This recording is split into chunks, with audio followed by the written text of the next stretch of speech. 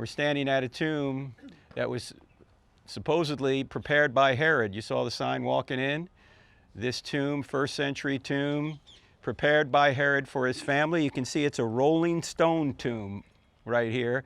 That stone that Richard's sitting on rolls in front of the doorway to the tomb, which is it's the kind of tomb that Jesus was buried in. Except Jesus was buried near the Church of the Holy Sepulchre, as we said earlier. That's where we just were. But this is the kind of tomb, an authentic first century tomb. As you could see, there is no way a man who had survived somehow crucifixion could remove that stone to move it up and away from a hill. There's no way that anybody could do that without some sort of great strength, especially from the inside of the tomb. Now, the resurrection, as we mentioned, is the crowning miracle of Christianity. Jesus is the Messiah. What does that mean? Well, let me ask you, what are the 4 great problems we have as human beings? The first great problem we have is sin. Sin separates us from an infinitely just God. The second great problem we have is sickness. Sickness can obviously lead to our deaths.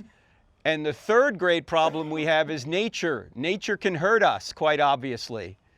Natural disasters. And the fourth and ultimate problem we all have is death. Death ends our physical life here on earth.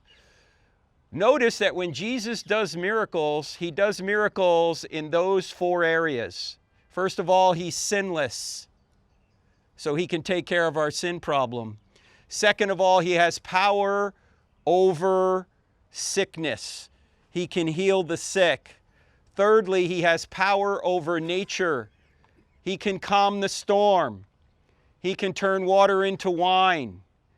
He can just command things to happen regarding nature. Notice when he does that, he doesn't pray. He doesn't have to ask for a higher authority. He just does it. And then fourthly, he has power over death. He can raise other people, such as Lazarus and others that he raised while he was here on earth. And ultimately, he can predict and accomplish his own resurrection. That's why he's the Messiah. He's the Savior. He can save us from our problems. So why communion? Why the bread and the wine, or the body and the blood? Because an infinitely just God has to punish sin. And if he has to punish sin, that means none of us are going to make it. None of us are going to make it on our own, because we've all sinned. Even if we were perfect from here on out, that wouldn't change the fact that we're all sinners. John Lennox, some of you may know who John Lennox is. He's a brilliant Christian apologist. He's taught at Oxford for many years as a mathematician and a philosopher. And John Lennox tells the story of when he first met his wife Sally before they were married. And he began to date her. And at one point, he said, "Here's a cookbook. If you can cook well from this book for the next 40 years, then I'll see about loving you. And if you don't like that, you can go back to your mother." And he says, when he says that, audiences roar. "No way, you didn't say that to her, did you?" And he goes, "Of course not. If I had done that, she'd have thrown that book back in my face, rightfully so." But you know what? We roar at somebody who thinks who says they did that. We go, "There's no way you did that. How could you be so unkind? How could you be so unloving?" Yet, why do we do that with God? Why do we think that God sends us a cookbook and then he says, if you can obey this cookbook well for the next 40 years or 50 years or 80 years, at the end, then I'll see about loving you? That's not the way things work.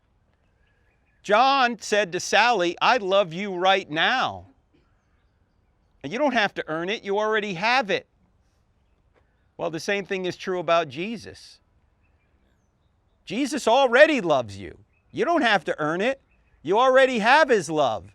He demonstrated his love on the cross, because instead of you taking the punishment that you deserve, he took it in your place. His body was broken. His blood was spilled, so yours wouldn't be. He's our substitute. And out of love for what he's done for us, then we obey his so-called cookbook.